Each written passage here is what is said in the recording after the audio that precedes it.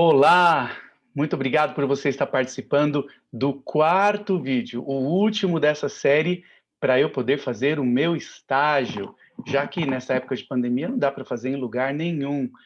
Então eles deram a ideia de fazer por vídeo. E quer saber? Eu gostei, eu prefiro assim.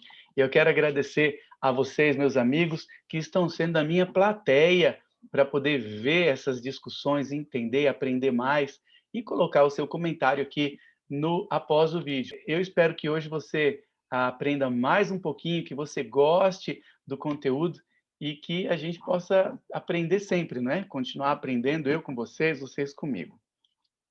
Só para a gente recapitular aqui, a ideia é pegar um filme, a faculdade deu vários filmes para assistir, e eu peguei o Matrix para trabalhar com conceitos. Que conceitos filosóficos esse filme trabalha? Quais são as ideias?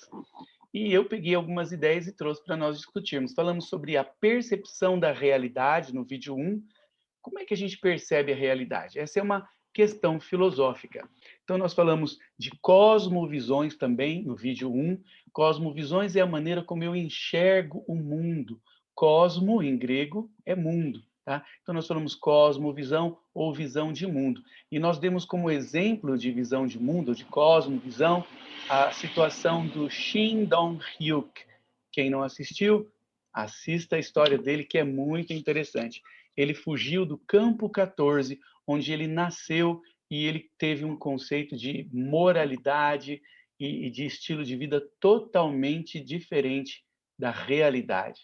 Essa era a visão de mundo dele, até que ele saiu de lá e viu com outros olhos o mundo fora das cercas limitadoras ali dos arames farpados e eletrificados do campo 14.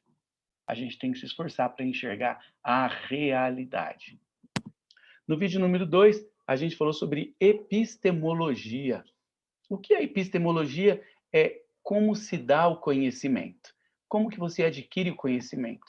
Tudo era relativo aos mitos, aos deuses, e aí começaram a estudar. Eu até mencionei no vídeo 2 que no livro O Mundo de Sofia, muito bom livro, apesar de que ele tem um formato bem para adolescentes, assim, mas é muito gostoso de ler. Ele é uma introdução à filosofia e ele compara os primeiros filósofos e qualquer um de nós que queremos aprender a pensar, ele compara a pulgas que estão num cachorro e uma delas resolve, que comparação, né?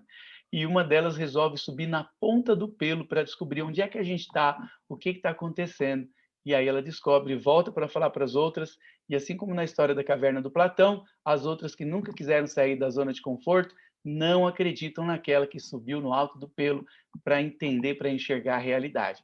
E esse é um desafio para todos nós. No vídeo 3, eu falei sobre o problema mente e corpo.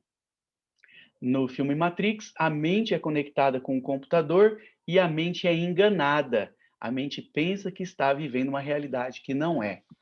E aí eu terminei, em algum momento do vídeo 3, eu falei sobre Voltaire, um filósofo que viveu de 1694 a 1778, que Voltaire, apesar de não crer em Deus do jeito da Bíblia, ele até cria em Deus, mas de uma forma deísta, não teísta como nós, não é?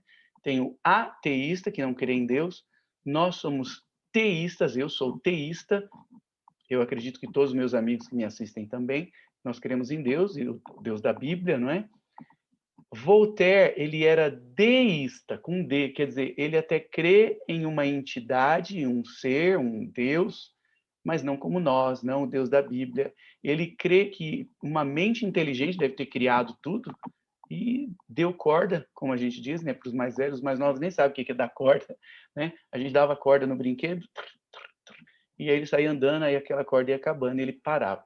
Então, acreditava-se que Deus deu corda e deixou o mundo e cada um que se lasque, e ele sumiu, foi criar outros lugares por aí. Esse é o Deus de Voltaire que ele admite. No vídeo 3 eu cheguei a mencionar isso, tudo isso foi uma abertura para a gente fazer agora o vídeo 4. No vídeo 4, Voltaire, desculpem, no vídeo 3 eu falei que Voltaire zomba dos cristãos, porque eles creem em uma alma, e a Bíblia, os hebreus, os primeiros escritos da Bíblia, não creem em uma alma imortal. Então ele fala, como é que vocês creem numa alma imortal se a própria Bíblia, o livro de vocês, não fala isso? E eu gostaria de discutir aqui, no vídeo 4, sobre a alma imortal na Bíblia. Será que Voltaire estava certo? Nesse ponto, sim, ele estava certo. E eu quero mostrar uma ilustração antes para vocês. Isso aqui é uma ilustração antes da gente falar do Voltaire e da alma na Bíblia, que fizeram uma experiência com alguns macacos. Colocaram os macacos numa jaula e uma banana no alto de uma escada. Só que essa banana estava acoplada em um sistema, um mecanismo, que quando o macaco subisse e puxasse a banana, ele tomava um choque. E os outros também. Olha que interessante essa ilustração para dizer como é que são as pessoas hoje ao crerem em uma coisa e sem procurar explicação, sem saber o porquê. Diz que aqui no desenho aparece já todos os macaquinhos de uma vez, né? Mas diz que colocaram um. E ele, ao subir, foi puxar a casca, puxar a banana, acionou o mecanismo, tomou um choque. E aí ele não quis saber da banana. Aí colocaram um segundo macaco. Quando ele subiu, ele foi puxar a banana e ele tomou um choque e o outro de baixo também. E aí os dois não queriam saber. Aí quando entrou um outro macaco e ia pegar a banana, a primeira coisa, os outros dois batiam nele, porque eles entendiam que se puxasse a banana, iam tomar choque. E eles que puseram outros macaquinhos. E quando algum entrava na jaula e queria subir para pegar a banana, os outros batiam nele. Veja só, até os que não sabiam por quê. Né? Porque o terceiro macaco que entrou, ele só foi pegar a banana e apanhou, ele não sabia que dava choque. E o quarto, e o quinto, e o sexto também. Só que eles também batiam nos macacos que entravam, porque é assim que funcionava lá, não é? E aí diz que, aqui nessa ilustração, eles tomam um banho só. Nessa ilustração, quando um puxava, os outros tomavam banho, e não gostavam disso. Diz que o macaco não gosta de água, né, para se molhar. Tanto é que você vê no zoológico, a cerca de muitos macacos, o chimpanzé, é água, ele não atravessa nadando. A cerca é água, um lago em volta. E uma ilustração diz que eles tomam choque, aqui diz que eles se molham, mas enfim, o que acontece é que eles colocaram depois outros macacos que nunca tinham tomado choque.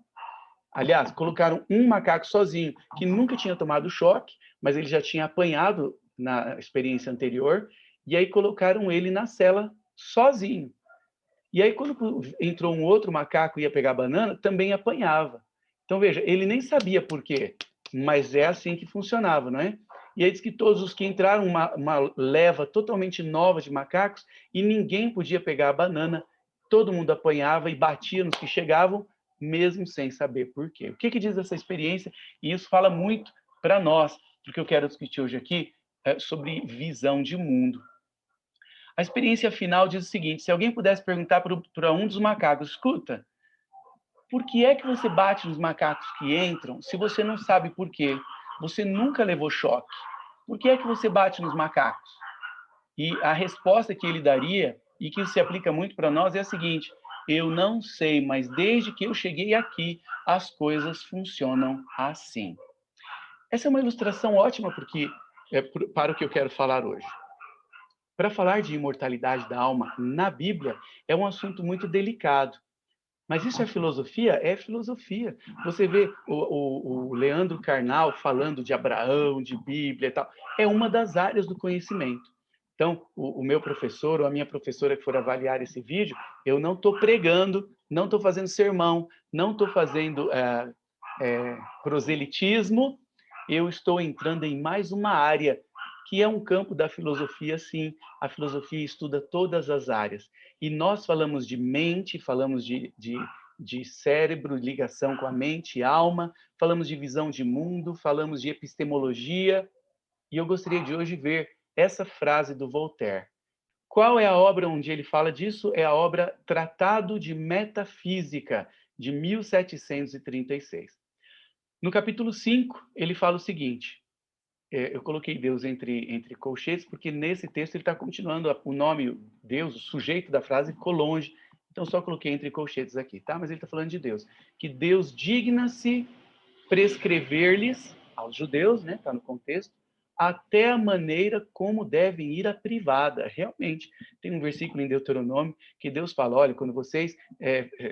o tradutor coloca se abaixarem, né? Quer dizer, quando eles fossem em algum lugar no deserto ali para fazer as necessidades, carreguem uma pá para cobrir as suas necessidades, porque eu ando entre vocês e tal. Isso está escrito em Deuteronômio. Talvez é desse texto que o Voltaire está falando, zombando, né? Um tom sarcástico aqui, que Deus prescreve para os judeus até a maneira como devem ir à privada, mas não lhes disse uma única palavra sobre a alma, falando-lhes aos judeus apenas de castigos e recompensas temporais.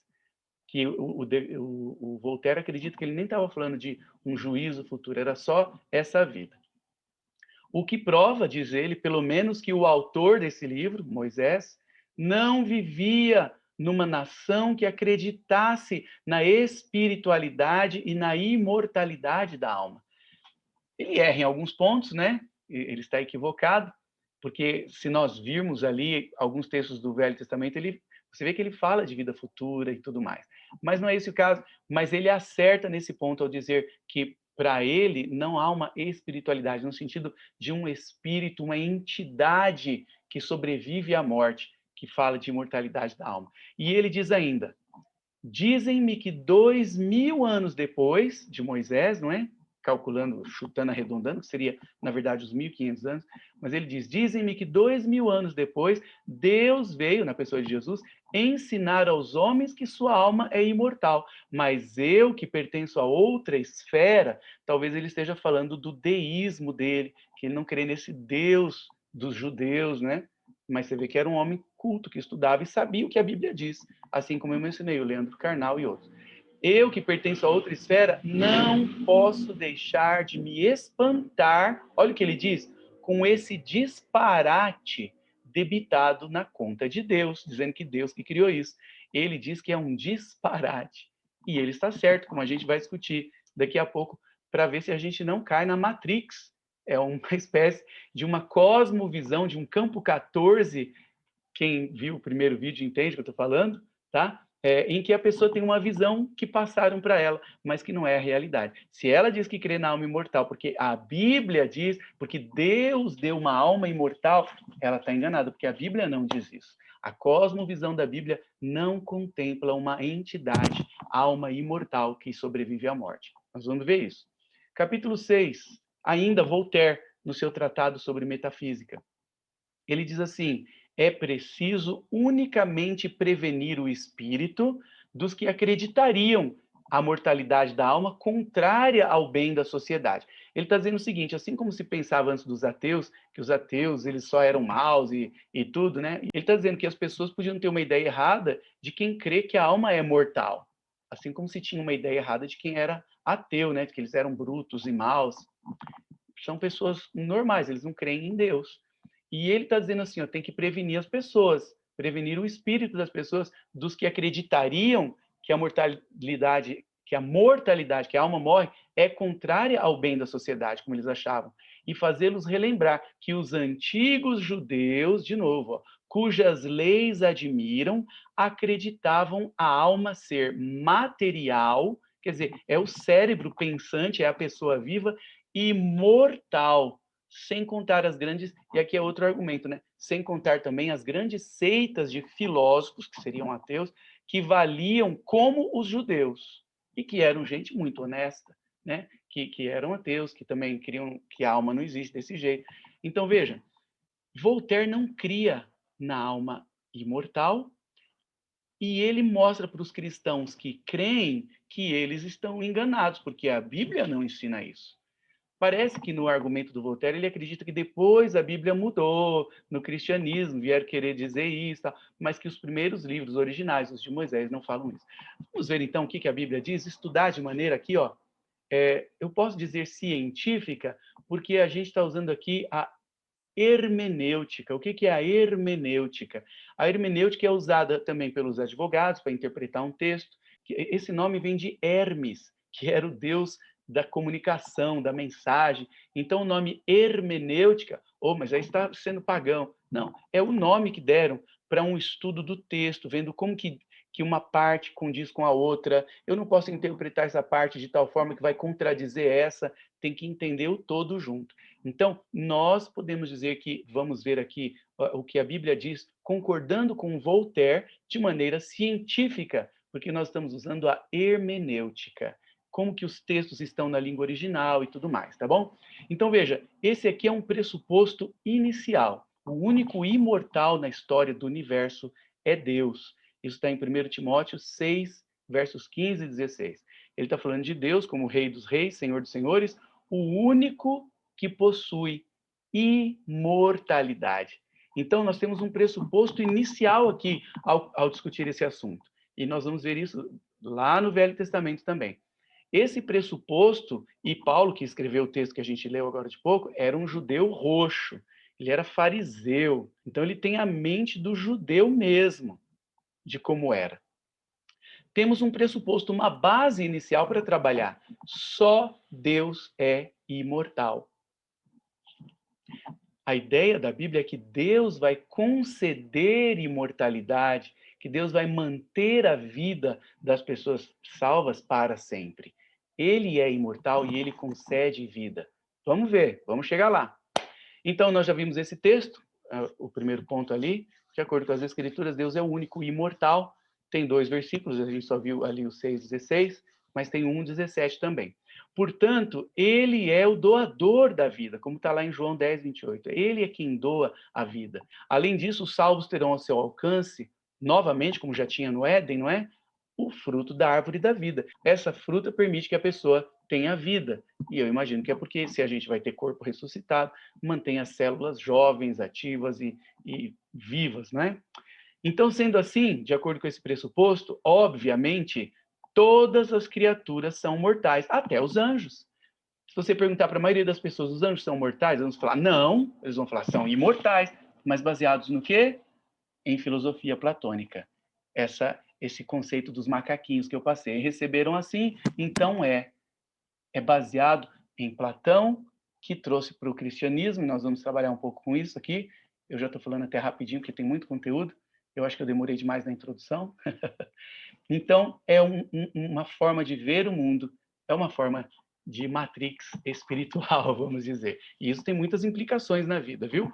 A história do imortalismo na igreja foi assim, olha, os primeiros pais da igreja é o nome dado aos primeiros cristãos, líderes das igrejas, e que escreveram materiais que existem até hoje, muitos desses materiais, de cristãos do primeiro século, inclusive, do segundo, tá? E os primeiros pais da igreja eram condicionalistas. O que quer dizer isso? Tem alguns termos que a gente tem que entender aqui. Os imortalistas, eles acreditam que o nome já diz, você não vai morrer nunca. Seu corpo morre, mas você tem uma alma que não morre nunca. E por isso, para eles, Deus vai manter essa alma no inferno eterno. Por quê? Porque nem Deus mata essa alma. Eles são chamados por isso imortalistas. O contrário dos imortalistas são os condicionalistas. Por quê? Porque eles creem que o homem só vai ter vida eterna com a condição de ser salvo por Deus e Deus conceder vida pela eternidade. Por isso eles são chamados de condicionalistas, tá bom? E assim foi Clemente de Roma, que morreu perto do ano 100. Ele foi condicionalista, tá nos textos dele, tá? Ó, ele morreu perto do ano 100. E nos textos dele você vê que ele era condicionalista. Clemente de Roma, Inácio, que morreu perto do ano 107. Então veja, João, o último discípulo, morreu perto do ano 100. E aqui também Clemente de Roma, que com certeza eu creio que ele conheceu João, tá? Inácio morreu um pouquinho depois e eles compartilhavam da mesma ideia de João e dos discípulos e da Bíblia, tá? O Didaquê é um livro que não fala o autor, um livro da época também, tá? Cerca do ano 120. Barnabé morreu cerca do ano 140. O Pastor de Hermas é o nome de um livro também, tá? 154. Policarpo, gente, foi discípulo do apóstolo João da Bíblia. Esse João, que escreveu os evangelhos, que escreveu o Apocalipse, ele morreu perto do ano 100, como eu falei, e ele teve um discípulo que o seguia, que era o tal do Policarpo, e tem material escrito do Policarpo, que foi discípulo do João. Já pensou? E o Policarpo, que morreu perto do ano 155, e Justino Mártir e Irineu, que foram vivendo pouco depois, eram todos condicionalistas. Depois é que os imortalistas foram ganhando preeminência por causa dos primeiros pais filósofos que foram também entrando na igreja e trazendo filosofia da Grécia e misturando com o cristianismo. Olha só essa outra página aqui, ó. Os primeiros ensinos sobre a imortalidade da alma na igreja foram dos neoplatonistas, quer dizer, novos, esse neo do grego é novo, novos platonistas. Trouxeram a ideia de Platão, deram uma adaptada. Tertuliano, Clemente de Alexandria, perto do ano 220. Então, veja, a gente falou dos pais da igreja do ano 100, 105, 107, foi indo, não é? Aqui você já vê que Clemente de Alexandria foi perto de 220, Tertuliano foi mais para trás, foi perto dos outros antigos, mas a maioria já escrevia sobre o condicionalismo, enquanto Tertuliano, que era a minoria, já escrevia forte a respeito da alma imortal, baseado na filosofia grega. Veja, Clemente de Alexandria e Orígenes, sendo de Alexandria, que era a capital, o centro da filosofia grega no Egito, tinham essa ideia muito forte e adaptaram com o cristianismo nos seus escritos e influenciaram os cristãos da época. Significativamente, ambos eram também universalistas, esses de Alexandria que criam na alma imortal. Aqui vem um outro termo. Eu falei sobre os imortalistas, né? Creem que a alma é imortal, imorrível. Os condicionalistas creem que você pode viver eternamente se tiver na condição de ser perdoado por Jesus, de ser salvo por Jesus. Ele vai conceder vida eterna, a pessoa vai ter acesso à árvore da vida. Então é condicionalista. Eu não sou naturalmente imortal. E os universalistas é um outro aspecto aqui. O que quer dizer universalista? Os universalistas creem que Deus não vai suportar ver a pessoa queimando tanto tempo.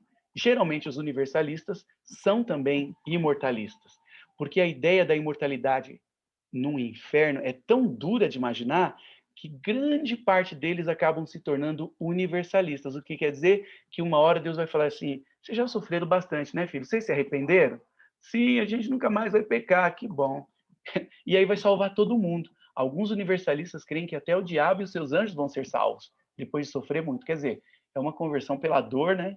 E não pelo amor, pela razão. Então, veja, esses primeiros pais da igreja, por crer na imortalidade e pensar, meu Deus, queimar para sempre, acabaram sendo também universalistas. É uma consequência. E esse universalismo está crescendo hoje, viu, em muitos lugares. Mas sempre houve aqueles pais que continuavam sustentando o ensino dos apóstolos, mesmo que começou a crescer a ideia da imortalidade da alma. Tá? Por exemplo, Novaciano. Novaciano foi um dos pais da igreja que viveu no ano 280, quando os imortalistas já estavam crescendo, a filosofia grega dominou a igreja, eles adaptaram. Mas veja, no ano 280, Novaciano ainda está falando, não, gente, quando morre está inconsciente, morreu, apagou até o dia da ressurreição. Tá? Arnóbio, veja o Arnóbio, viveu no ano 330. Lactâncio também, por essa altura. Atanásio. O Atanásio era um condicionalista, mas os escritos dele são confusos. Às vezes parece que ele fala outra coisa. E ali está um site, caso você queira ver, e está em inglês, tá bom? Veja o que o Tertuliano falou. A gente mencionou aqui do Tertuliano, certo? Onde está? Está aqui o Tertuliano, que começou com ideias neoplatonistas. E veja, a ideia desses pais não era bíblica, era platônica. E Tertuliano admite isso aqui. Tertuliano admite. Olha o que ele diz aqui na sua obra chamada Sobre a Ressurreição da Carne, no capítulo 3. Eu não sei por que apareceu essas coisinhas aqui, deu algum erro na hora de configurar aqui. Sobre a ressurreição da carne, capítulo 3, ele disse assim, ó, a alma, então, nós definimos ser originada do sopro de Deus, imortal. Ou seja, a ideia dele da alma não é bíblica. Ele diz que nós, no caso os cristãos ou os pais da igreja, nós definimos que ela é originada, ela tem uma origem, ou seja, para ele ela não é eterna, que ela teve um começo, mas ela é originada no sopro de Deus e é imortal. Não é bíblico. É o Tertuliano que está definindo aqui. Agora, olha o que ele tem a coragem de dizer no mesmo capítulo 3. O argumento dele, que é igual ao do Descartes, que usa argumentos assim também. Algumas coisas são conhecidas mesmo pela natureza. Esse é o argumento dele. Tem coisa que a gente conhece pela natureza. E aí entra a coisa da alma também. Né? A imortalidade da alma, por instância, é sustentada por muitos. o conhecimento de Deus é possuído por todos. E aí vem a conclusão dele. Eu vou usar, portanto, a opinião de Platão. Então, veja, eu não vou usar aqui o que diz Paulo, Pedro, João. Às vezes pegam até trecho da Bíblia, mas isolado do contexto, como a gente vai ver, se der tempo aqui, tá? Pegam um trechinho, ó, tá aqui alma imortal. Mas veja o contexto, veja o que toda a Bíblia diz. Mas ele nem isso quis fazer, trechos isolados aqui. Ele falou, eu prefiro ficar com a opinião de Platão. Demais, não é? Então tá aqui, aí a gente vê a história do imortalismo, da ideia da alma imortal na igreja, em contraste com o condicionalismo. Então veja, João Calvino e Lutero, anos depois, lá na época da Reforma, no ano 1500 e pouco, João Calvino e Lutero mencionam que até eles estavam tentando corrigir esse erro. Lutero tentou corrigir vários erros que a igreja colocou, a igreja romana trouxe, como a veneração de imagens e muita coisa, e esse foi um dos erros, poucos sabem. Eu tenho vários textos, várias obras, pesquisas que eu fiz, que eu amo esse assunto. Tem muito material de Lutero, alguns são confusos, alguns ele é muito claro, dizendo que a alma imortal, veja esse segundo ponto aqui embaixo, ó. Aqui eu não coloquei a fonte, mas se você digitar isso, você acha a fonte onde ele diz. Ele classificou a ideia da alma imortal como uma das monstruosas fábulas que fazem parte do monturo. Monturo quer dizer um monte de lixo romano, das ruínas romanas. Então ele está falando, gente, é tanta coisa que Roma inventou e a ideia da alma imortal é uma delas.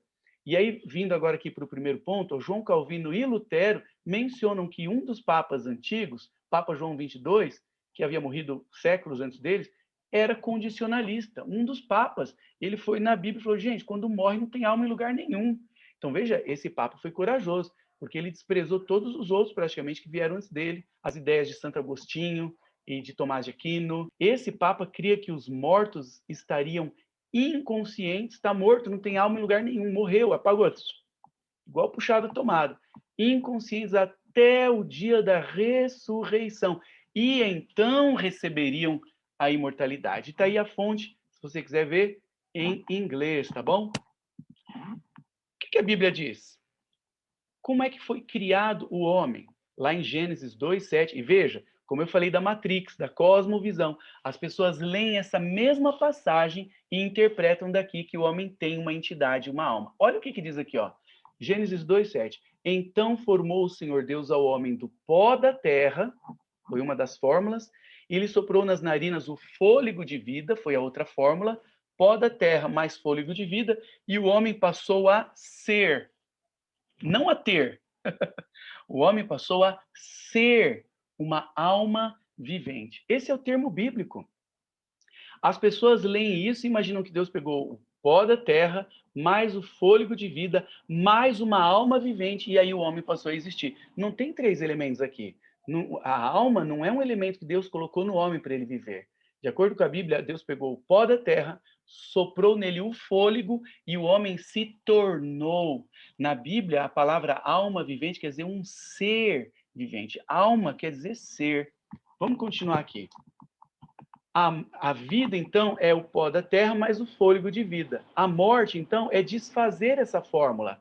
Lá em Eclesiastes 12:7 diz assim, ó, quando morre, o pó volta à terra, como era, e o sopro, isso está nas edições paulinas, que é uma edição de uma editora católica.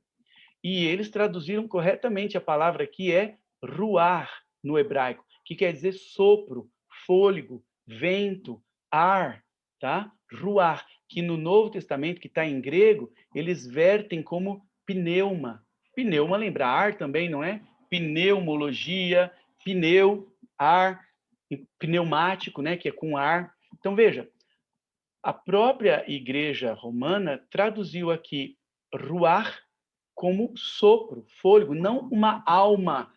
Apesar de que ruar também pode ser traduzido como espírito. Mas aqui eles entenderam corretamente que o que volta a Deus é esse fôlego que ele soprou lá em Adão no começo. Então Deus tinha pegado o pó, essa é a filosofia da Bíblia, é a ideia da Bíblia sobre alma, sobre morte. Deus tinha pegado o pó da terra, mais o seu fôlego de vida, só ele tem vida, e criou o ser vivente, ou alma vivente na linguagem bíblica. Quando vem a morte, isso se desfaz. O fôlego volta para Deus, só Ele pode dar vida, essa capacidade volta para Ele, e o pó volta, se desfaz, o corpo volta a ser pó. A Bíblia diz que nós somos pó, a terra, e ao pó voltaremos. Isso está em Gênesis 3:19. E o que a Bíblia diz que sabem os mortos? Isso aqui está em Eclesiastes 9, 5 e 6, tá bom? Veja o que a Bíblia fala. Essa é a filosofia da Bíblia. O Voltaire estava certo. Eclesiastes capítulo 9, versículo 5 diz assim, ó, porque os vivos sabem que hão de morrer. Eles têm consciência, mas os mortos não sabem coisa nenhuma, e nem tampouco terão eles recompensa, enquanto está morto, né? Como é que morto vai ter recompensa se está inconsciente? Tem que ressuscitar, não é? Por isso que na Bíblia fala que a recompensa é quando ressuscitar, que aí tem um corpo, tem um cérebro, pensa, mas está morto. Como que morto vai receber alguma coisa? Ah, é a alma. Onde na Bíblia está escrito que a alma recebe alguma coisa? Perceberam? Uma matrix ideológica religiosa. Como as pessoas leem um texto interpretando de acordo com essa cosmovisão e não de acordo com a realidade do texto. Tem várias enciclopédias, várias obras, a maioria está em inglês, eu separei algumas aqui, que dizem que os judeus não criam na alma imortal. Isso veio depois, lá na época de Alexandre o Grande, com a expansão da Grécia, e depois Roma que manteve isso, tá? Então, veja, a Bíblia diz que os vivos sabem que hão de morrer, mas os mortos não sabem coisa nenhuma, e nem tampouco terão eles, mortos, a recompensa, porque a sua memória jaz no esquecimento. E o verso 6 diz assim, ó, amor, ódio, inveja e todos os sentimentos, não é? Para eles já pereceram, para sempre não tem eles, veja, os mortos, parte em coisa alguma do que se faz debaixo do sol. E é por isso que eles têm que ressuscitar, para deixar de ser mortos, para ter a recompensa. Ah, mas quando morre está lá, a alma está louvando a Deus. De acordo com a filosofia platônica, adaptada à igreja, sim. De acordo com a Bíblia, não. Os mortos estão inconscientes, não podem louvar a Deus. Salmo 146, versículo 2 e 3 diz assim, ó, louvarei ao Senhor durante a minha vida, cantarei louvores ao meu Deus enquanto eu viver. E ele fala, não confieis em príncipes, nem nos filhos dos homens, em quem não há salvação. E aqui ele fala da morte, ó, sai-lhes o espírito, o ruar, que lá na Edições Paulinas foi traduzida como sopro, que é o que Deus soprou no boneco de barro e ele ficou vivo, né? O pó virou carne, osso e nervo. Sai-lhes o espírito e eles tornam ao pó. Igual a gente leu numa outra passagem. Nesse dia, quando eles, como que a gente fala? Expiram, né? Sai o fôlego. Por isso que a gente fala que a pessoa expirou. Nesse dia, quando a pessoa expira, perecem todos os seus pensamentos. Se ela não sabe o que acontece, ela apagou. Essa é a filosofia da Bíblia a respeito da morte. E daqui a pouco a gente vai falar da palavra alma também, tá? O Voltaire estava certo. Mais uma vez, aqui falando, os mortos não podem louvar a Deus, como ensinam por aí que a alma está lá cantando. Na Bíblia isso não diz, tá? Veja o que diz no Salmo 115, 17. Os mortos não louvam o Senhor, e nem os que descem a região do silêncio, né? A sepultura. Nós, porém, estamos vivos, bendiremos o Senhor desde agora e para sempre. Tem muitas passagens assim. Salmo capítulo 6, versículo 5 diz assim, ó, falando para Deus: pois na morte não há recordação de ti, falando para Deus. No sepulcro, no túmulo, na sepultura, quem te dará louvor? Então a ideia de que os mortos louvam a Deus não funciona. A alma morre? Ah, não, as pessoas dizem, não, a alma não morre, de acordo com Platão. Mas em Ezequiel capítulo 18, verso 4, veja, eu estou mostrando como que várias passagens da Bíblia confirmam o que o Voltaire falou. Que os cristãos estão errados ao falar de uma alma imortal, a maioria, porque a Bíblia não fala disso. É filosofia platônica que entrou na igreja. Martinho Lutero tentou corrigir isso, mas ele não conseguiu. O Calvino foi muito mais forte do que ele. Daqui a pouquinho a gente fala um pouco mais sobre isso. A Bíblia diz assim, ó, a alma que pecar, essa morrerá. Porque a alma na Bíblia quer dizer o ser humano. Deus soprou e o homem se tornou uma alma vivente. Quando ele morre, ele deixa de ser uma alma vivente. Ele é uma alma morta, um ser morto. A alma que pecar, essa morrerá. Na Bíblia, qual é a solução para a morte? Ah, é que o espírito fica livre do corpo. O espírito. Não, na Bíblia não. A solução para a morte na Bíblia é a ressurreição. É a ressurreição da carne no dia do juízo final. É isso que a Bíblia ensina e repete várias vezes. O próprio Jesus repete isso muitas vezes no capítulo 6 de João. A promessa da Bíblia é essa esperança para a morte. João, capítulo 5, verso 28 e 29. Jesus diz assim, ó: não vos admireis mais com tudo isso. Vem a hora, veja, é no juízo final, é no último dia, como diz Jesus no capítulo 6. Vem a hora, esse juízo final, em que todos os que jazem nos túmulos ouvirão a sua voz e sairão. É o dia da ressurreição. Os que tiverem feito o bem, para a ressurreição da vida. Os que tiverem praticado o mal, para a ressurreição do juízo. Só que as pessoas leem isso e entendem desencarnação. Eles leem isso, imagina que os que estão mortos vão ouvir a voz no túmulo e a alma vai sair, uns para desencarnação da vida, outros para Gente, o que é uma cosmovisão, hein? A ponto de enxergar a realidade e interpretar de acordo com a cosmovisão. 1 Tessalonicenses 4,16 diz assim, ó, no dia da ressurreição: porquanto o Senhor mesmo, dada a sua palavra de ordem, ouvida a voz do arcanjo e ressoada a trombeta de Deus, descerá dos céus. É a volta de Jesus que ele promete tanto. É o dia da ressurreição. E os mortos em Cristo, os que morreram crendo nele, ressuscitarão primeiro. Como Jesus mencionou no verso anterior, lá de João 5, os que tiverem feito bem para a ressurreição da vida. É a primeira ressurreição, tá? 1 Coríntios 15, 52 também diz que num momento, nesse dia da volta de Jesus, num abrir e fechar de olhos, ao ressoar da última trombeta, a trombeta soará, os mortos ressuscitarão incorruptíveis e nós, os que estivermos vivos, seremos transformados. Jesus diz isso: eu sou a ressurreição e a vida. Quem crê em mim, ainda que morra, viverá. Ou, depende da tradução, tornará a viver. É a mesma coisa. Então, veja, as pessoas leem isso. Quando eu vou em algum funeral, às vezes eu vejo o ministro religioso lendo esse versículo, que Jesus está falando de ressurreição. Eu sou a ressurreição. E ele ressuscitou. O modelo de ressurreição é o que aconteceu com ele, né? E ele diz, assim como eu ressuscitei, quem crê em mim vai ressuscitar, vai voltar a viver. Eu já vi ministro religioso dizendo, então a pessoa já está lá no céu, porque Jesus falou, ainda que morra, viverá. Então a pessoa está lá. Mas não é isso que ele está falando. Ele está falando de ressurreição, quando ele voltar, no último dia, que ele fala várias vezes, como a gente vai ver daqui a pouquinho, em João capítulo 6, ele fala, eu o ressuscitarei no último dia. Por que eu estou dando essa ênfase? Porque a gente falou de Matrix, a gente falou de percepção da realidade, a gente falou de cosmovisão, que distorce a realidade, e é isso que está acontecendo aqui. O, o, o Voltaire diz que os cristãos creem na alma, sendo que o livro que eles creem não fala disso. Pelo menos não os primeiros dos judeus, que depois os judeus, né, começaram a crer também. E aí ele disse que é demais acreditarem que Deus fez isso, que é um absurdo. Eu acho que ele duvidava, talvez, do Novo Testamento aí nisso, não sei. Mas o fato é que ele estava certo nisso. Por isso que na Bíblia Deus não aprova a consulta aos mortos, porque se os mortos estão inconscientes na Bíblia, eles não podem voltar, eles não têm recompensa enquanto estão mortos, então é uma entidade sobrenatural se passando por eles, e claro, contrária a Deus, que pede para não fazer isso. Esse é um dos versículos que mostra isso.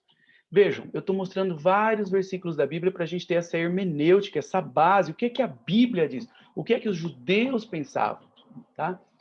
Paulo diz aqui para Timóteo, ora, o Espírito, no caso o Espírito Santo, afirma expressamente, ó, com veemência aqui, que nos últimos tempos, especialmente, né, alguns apostatarão da fé, abandonarão a fé, se desviarão, por obedecerem a espíritos enganadores e a ensinos de demônios. Então, se a Paulo fala em Gálatas 1, 8 e 9, que a Bíblia é a nossa segurança, que se algum espírito, um anjo vier e falar uma coisa que vai além da Bíblia, cuidado. Então, para os cristãos, para os judeus, a percepção da realidade, a cosmovisão deles é o que diz a Bíblia. Não um texto isolado, fora do contexto, mas toda a Bíblia.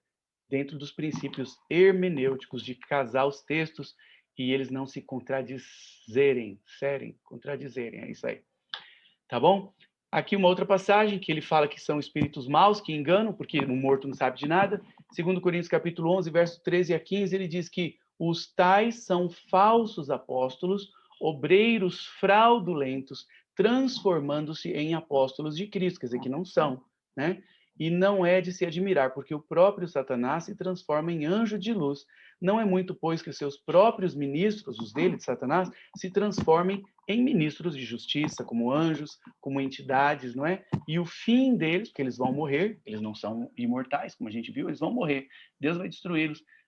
Quando eles viram Jesus, falaram, viestes destruir-nos, eles vão morrer. E o fim deles, o juízo final, será conforme as suas obras, ok?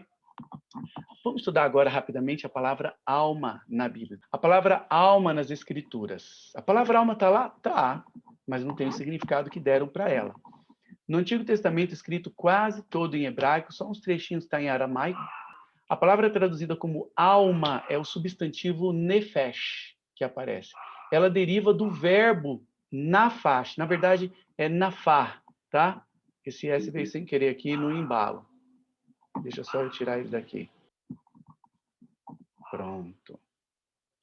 Então, nefesh vem do verbo nafar, que quer dizer assoprar. Olha só, Deus assoprou ele nafar em Adão e Adão se tornou um nefesh, uma alma vivente, ou seja, um respirante vivente. Né, um grosso modo aqui, pegando a raiz da palavra. Deus soprou em Adão e ele se tornou uma alma, um nefesh hayah, uma alma vivente. Quando Deus soprou o fôlego de vida em Adão, o texto bíblico, como eu falei, não diz que o homem passou a ter uma alma, mas sim que o homem passou a ser uma alma vivente. Na Bíblia, a palavra alma significa o ser, a personalidade, a vida. Na Bíblia, a alma do homem não existe separada do corpo. Voltaire tinha razão, porque ela, a alma, é o resultado da combinação do pó da terra mais o fôlego de vida, tá bom? E veja que interessante aqui, ó. Eu sei que as letrinhas são esquisitas no começo, mas depois a gente se acostuma. Aqui é um programa da Bíblia que eu tenho no computador, chama BibleWorks, e ele mostra aqui o texto em grego, né, que é uma tradução, porque ele foi escrito originalmente em hebraico, e aqui 3 traduções em português, Almeida Corrigida Fiel, Almeida Revista Atualizada e Almeida Revista Corrigida. E veja que aqui está dizendo assim, que formou o Senhor Deus o homem do pó da terra e soprou, coloquei em azul, porque é essa palavra aqui, tá? Aqui ela está flexionada, então ela está um pouco diferente. E o homem se tornou alma vivente. A alma está aqui, ó. O verbo nafá, soprar, a mesma raiz é usada para nefesh, que é alma, e ela traz consigo o significado do corpo vivo, ou respirante pelo poder de Deus. No texto original em hebraico, a palavra usada para designar a vida do ser humano, como a gente falou, é nefesh hayah. É do verbo respirar e viver. É que respira vivente. Alguma coisa assim, tá? Uma alma vivente. A versão em grego da Septuaginta, que é essa aqui de cima, é uma tradução do hebraico, ela foi traduzida 200 anos antes de Cristo. Ela usa as palavras com a mesma equivalência, que é psiquem, alma, psique, né? Aqui está flexionado com N. Psiquem zosan. Esse zosan é de zoológico, de vida. Então, é um psiquem vivente. É um psique, uma mente que vive pensante aí. É parente aqui também do soprar, tem raízes parecidas, tá? De respirar. Então, tá aqui, ó, Nefesh Hayah, alma vivente, alma vivente. Só que o mais interessante é que os animais também têm Nefesh Hayah, tá? Então, olha aqui atrás, vou voltar àquela tela. O homem, em Gênesis 2:7, quando Deus assoprou nele, ele se tornou um psiken zozan, que eu escrevi aqui, ó, transliterei. Né? Guarda bem aqui, ó, psiken zozan. O homem se tornou uma alma vivente, um Nefesh Hayah. Os animais também. A ideia de que o humano tem alma e o animal não é por causa do Platão, que acha que o homem tem alma, por isso que ele pensa, e o animal não, ele não tem. Isso é platônico e muito evangélico, muito católico, muito cristão pensa assim hoje, tá? Aqui, ó, tá falando dos animais, aqui tá em Gênesis 1:24. Disse Deus: produz a terra alma vivente, ó, psiken zosan, falando dos animais. conforme a sua espécie. Gado e répteis e feras da terra, conforme a sua espécie. E assim foi. Ó, alma vivente. Só que se você... Ó, Nefesh Hayah. Se você for ver na maioria das traduções, eles colocam seres viventes. Ó, aqui essa versão em português colocou certo, e aqui também. Aqui, às vezes, o tradutor fala assim, né? Nessa edição da Bíblia, fala, mas, gente, a gente não pode colocar alma para o animal, né? Então, ele não vai traduzir de acordo com a realidade do texto, que diz psiken zoan também. Ele vai traduzir de acordo com a cosmovisão. Não, mas aqui eu acho que quer dizer diferente. Aqui eu acho que é melhor traduzir seres viventes e não almas viventes. Você percebe? Aqui também, Gênesis 2,19, falando que Adão deu nome para toda a alma vivente, tá? É a mesma coisa, ó, psiken zosan, dos animais, nefesh hayah, alma vivente, tá bom? Então, as pessoas hoje têm uma ideia de que o homem tem alma e o animal não, baseados não na Bíblia, mas em Platão. A palavra alma na Bíblia não quer dizer uma entidade que sobrevive, quer dizer o ser vivente, tanto humano como animal. E eu quero mostrar alguns exemplos. Ó. A palavra alma é traduzida de diversas maneiras, depende do contexto. Ela pode ser traduzida como pessoa, como ser, como alma, como vida, como eu. Olha aqui, por exemplo, como pessoa. Atos 7,14. Um exemplo ali, ó. José mandou chamar a Jacó, seu pai, e toda a sua parentela que estavam para ir morar no Egito. Isto é, 75 almas. Na versão em grego diz 75 psiques. E a maioria dos tradutores coloca 75 pessoas, que é uma possibilidade de traduzir a palavra alma ali. É isso que ele está falando. Mas veja que ao ler no texto original, a gente percebe que alma não é uma entidade fora do corpo, é o próprio ser, tanto humano como animal, tá bom? Nós vamos ver alguns que falam de animal. Pode ser traduzido como vida. Ó, aqui tem outro versículo. Como vida, a carne, Deus dando as instruções sobre não comer sangue, tá? Quando comesse carne. Ele fala assim, ó, a carne, porém, com a sua vida, ou com a sua alma, que é nefesh, que está aqui, ou no grego é psiken, tá? Ou psique, a carne com a sua vida, isto é, com seu sangue, não comereis. Gênesis 9:4. Porque a vida, a alma, a nefesh da carne, é o texto original, está no sangue. Eu vou-lo tenho dado sobre o altar. Era o sangue que eles usavam ali nos rituais para fazer expiação, que é a purificação pela vossa nefesh, a vossa vida, a vossa alma. A maioria dos tradutores coloca aqui assim, né? A carne com a sua vida, isto é, com seu sangue, não comereis, porque a vida da alma está no sangue para purificar a vossa vida. Mas nas 3 ocasiões nesse verso diz alma, nefesh, é o ser. O ser, eles acreditavam, está no sangue, derramou muito sangue, vai perder o seu ser, a sua pessoa, a sua vida, tá bom? Isso que eu li está em Levítico 17:11. A palavra alma nas escrituras, no Novo Testamento, a palavra equivalente ao hebraico nefesh é a palavra grega, eu já falei psique, ela tem o mesmo significado de nefesh, tá bom? A fórmula da vida, eu já falei, tá? Só a divindade é a fonte da vida. A palavra alma nas escrituras. Olha só, o conceito de alma que as pessoas recebem hoje por tradição, como eu falei, os macaquinhos na gaiola, o choque, eles batem nos que entram sem saber por quê. Não que alguém bata em alguém, mas continua seguindo uma tradição sem estudar. Isso aí é tão diferente do conceito bíblico que é muito fácil a fé cristã acabar crendo nas filosofias todas que vêm junto no pacote dos homens. Esse versículo aí, Colossenses 2:8, diz assim: cuidado para que ninguém vos enrede, vos amarre, vos sequestre, vos engane com filosofias humanas, com pretextos, conceitos humanos que não são de acordo com o Senhor, ele diz, mas de acordo com os rudimentos dos homens. Está aqui nesse versículo. Mas não adiantou esse conselho do Paulo, porque eles caíram nos rudimentos dos homens. Por aceitar a filosofia grega, eles acabaram aceitando a ideia da alma imortal. Para se ter uma ideia, a Bíblia chega a afirmar, provavelmente de uma maneira bem poética, para falar da essência da vida, né, que nós temos a vida que Deus nos dá, mas não é uma entidade fora do corpo. Você morreu, acabou, até o dia da ressurreição. Então, ela quer falar tanto da essência da vida que ele fala que uma cidade do Velho Testamento que seria destruída, ela teria um castigo tão duro que até as árvores seriam destruídas totalmente, o corpo e a alma, diz lá em Isaías 10:18, falando das árvores. tá? Então, a alma, a ideia de alma na Bíblia não é uma entidade, é a vida em si, né? A faísca, vamos dizer, da vida. Mas sendo uma forma poética ou não, é estranho aos nossos ouvidos hoje, não é? Assim, nós vemos que a essência da palavra alma na Bíblia não é uma entidade independente do corpo, consciente por si só. É a força vital que Deus colocou em todos os seres, todos, que os mantém vivos, seja tanto a vida humana como a animal, e nesse caso que a gente viu de Isaías 10:18, a vegetal também. Lá em Eclesiastes capítulo 3, versículo 9, diz que todos, homens e animais, têm o mesmo fôlego de vida, o mesmo ruar, que eu falei lá, que é traduzido nas edições paulinas como sopro.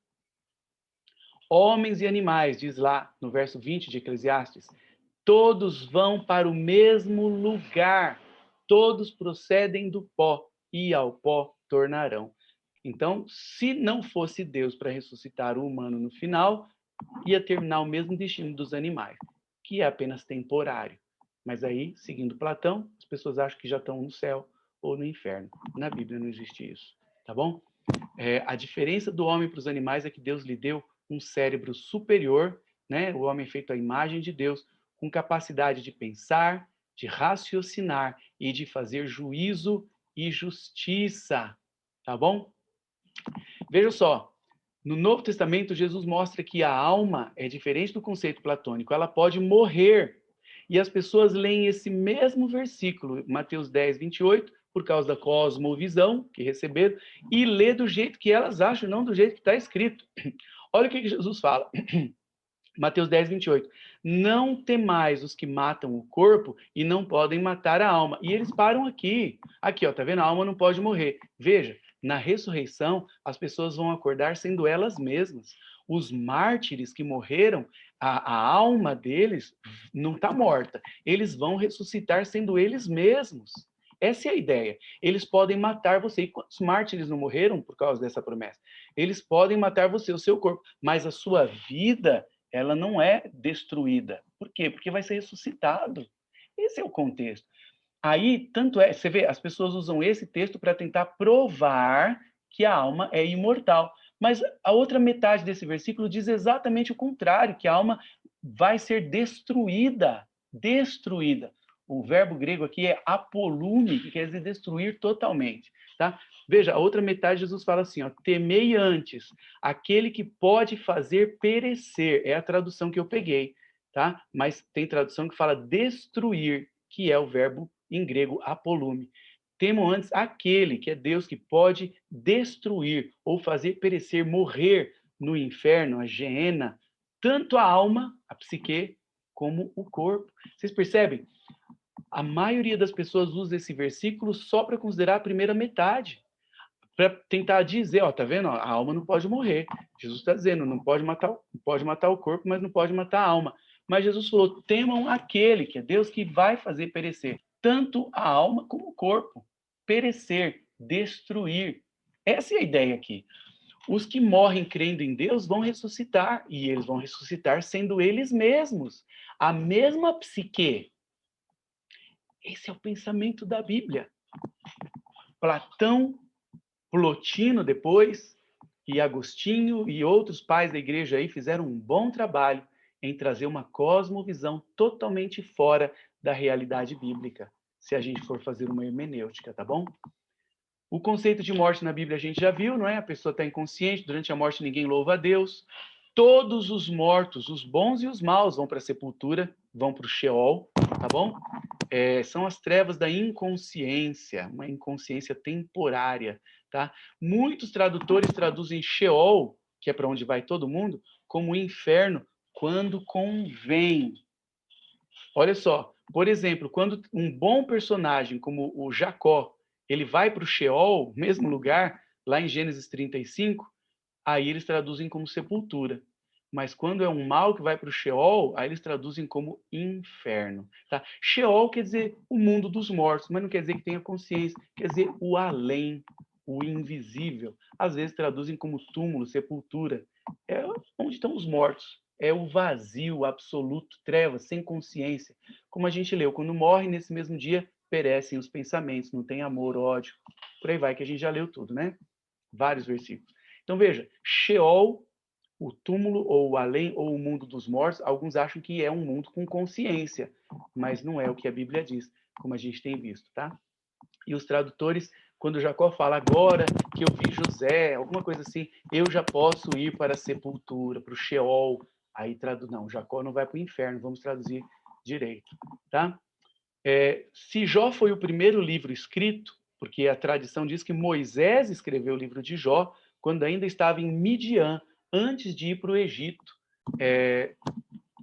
Se Jó foi o primeiro livro escrito, ele já fala da ressurreição, tá? Lá na frente, em Jó 19, 25 a 27, ele fala assim, ó, que eu sei que mesmo depois desse meu corpo consumido, em minha carne eu verei a Deus. É a ressurreição. O corpo consumido e depois em carne verei a Deus? Pois é a ressurreição. Essa era a esperança de Jó, tá? Isaías, que escreveu 1.200 anos depois de Jó, também fala disso. Ele fala assim, ó, em Isaías 26, 19: os vossos mortos e também o meu cadáver viverão e ressuscitarão. Isso é em carne, não é desencarnação. Não existia esse conceito no pensamento judeu. Despertai e exultai os que habitais no pó, porque a terra dará à luz os seus mortos. Olha que interessante. Ele compara a ressurreição com a terra dando à luz os seus mortos. Ele não esperava uma desencarnação. A ressurreição é também o que foi prometido para Daniel, 200 anos depois de Isaías. O anjo fala para Daniel no capítulo 12, multidões que dormem, falando do futuro, né? No pó da terra ressuscitarão. Aí, uma outra parte, ele fala no verso 13, ele fala que ele ia morrer, descansarás, e ao fim dos dias, veja, não era agora quando você morrer, sua alma já vai. Esse é o conceito bíblico em toda ela. Claro que tem textos tirados fora do contexto, mas formam um pretexto. No fim dos dias te levantarás para receber a tua herança. Percebam como tudo casa na hermenêutica? A gente leu em Eclesiastes 9, 5, 6, que os mortos não sabem de nada e nem têm recompensa. Por quê? Porque estão mortos. Mas Daniel fala aqui, ó, ao fim dos dias te levantarás para receber a tua herança. Na ressurreição, quando tiver um corpo com sentidos, ressuscitar, aí tem recompensa, ou vida eterna, ou a destruição. Tá? Aí eu já expliquei isso aqui. O conceito bíblico de ressurreição, o último dia. Tá aqui, ó. Olha quantos versículos Jesus fala do último dia. Aqui embaixo, tá? Ele fala várias vezes, eu o ressuscitarei no último dia, como acontecem várias vezes na Bíblia. Em João capítulo 6, verso 39, 40, 44, 54, Jesus fala várias vezes, eu o ressuscitarei no último dia. Ressuscitarei, não desencarnarei, tá?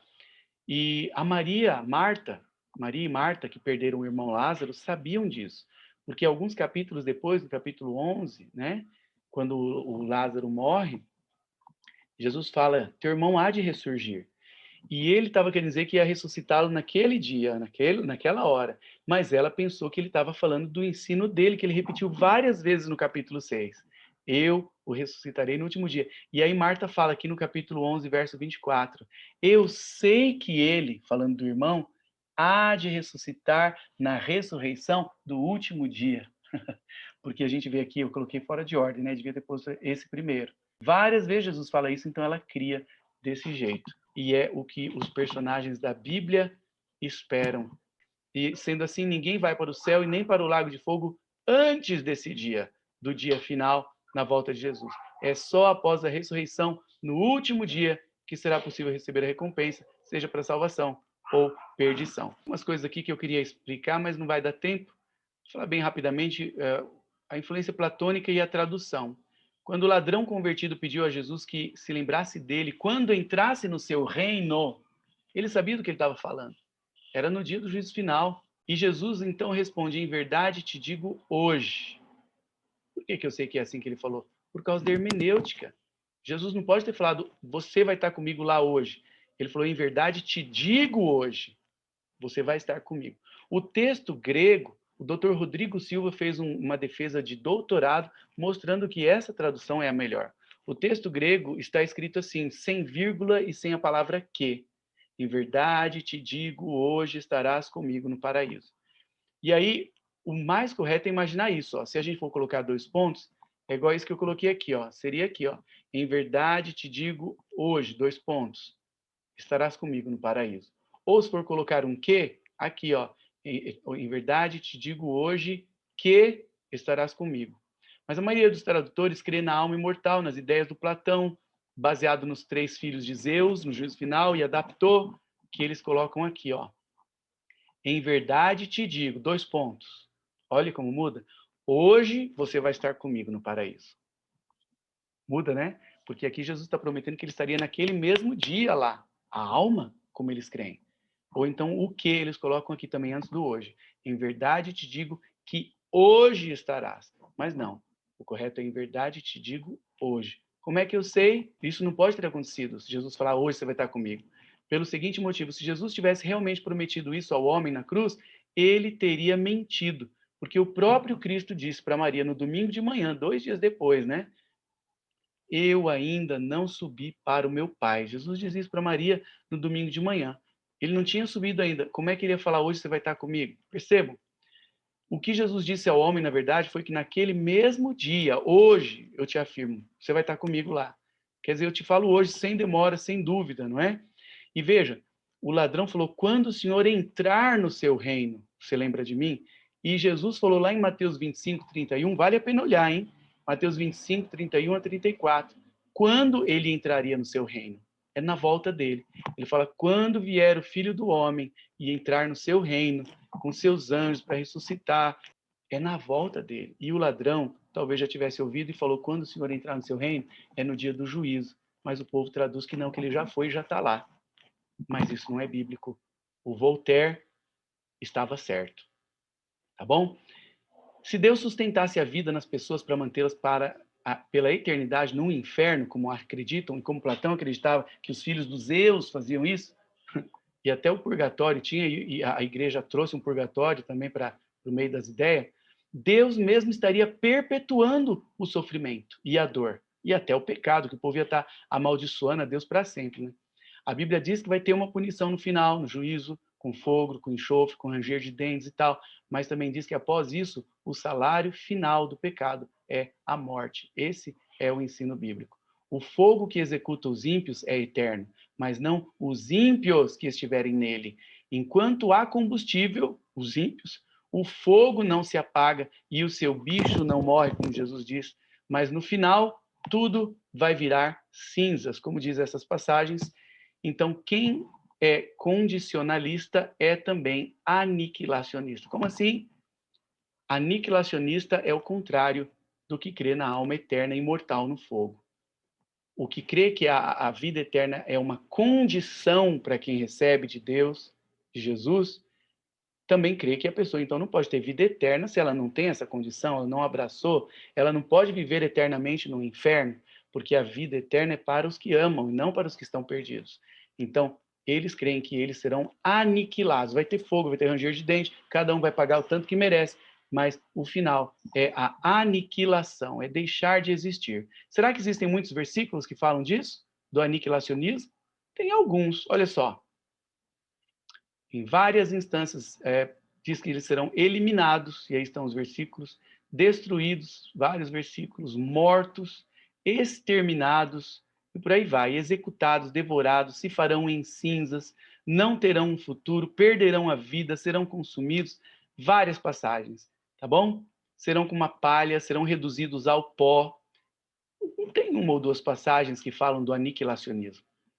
Muitas pessoas são contra porque dizem que seria injusto o ímpio, Jesus volta e puf, eles falam que é a teoria do puf. Mas não é esse tipo de aniquilacionismo, puf, porque a Bíblia fala que há uma punição. Vai ter talvez um puf, mas depois do castigo descrito na Bíblia, ok?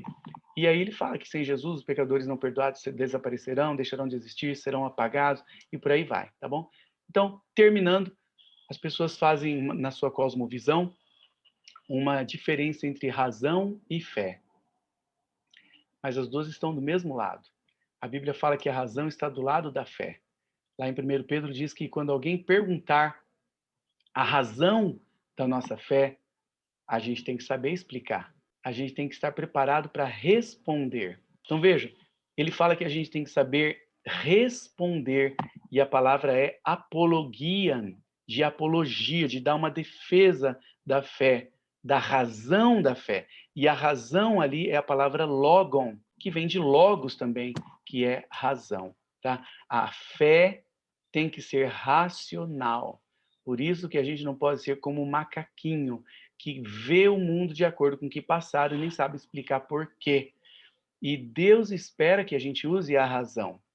Lá em Isaías diz, vinde, pois, e arrazoemos, quer dizer, vamos usar a razão. Em Romanos 12, 1 e 2 diz que Deus espera um culto racional.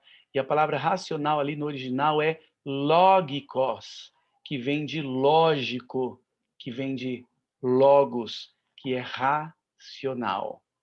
É isso. Eu espero que vocês tenham entendido por que eu disse que o Voltaire, apesar de eu não concordar com tudo dele, estava certo ao dizer que os cristãos creem na alma, sendo que a Bíblia não ensina do jeito que eles creem.